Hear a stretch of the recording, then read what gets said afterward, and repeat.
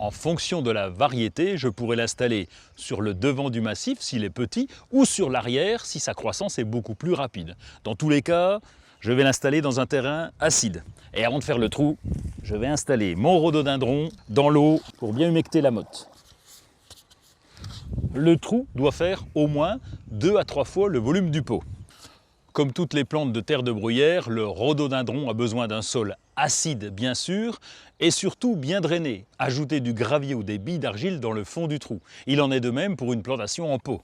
Il est préférable d'avoir un trou plus large que profond puisque les racines sont plutôt superficielles. Lorsque vous plantez en pot, utilisez un pot plus large que profond.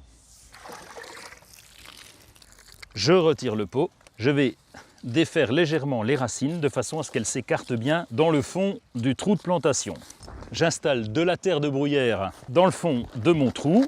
Je veille à ce que la plante soit au centre du trou et j'ajoute le mélange terre de bruyère de chaque côté.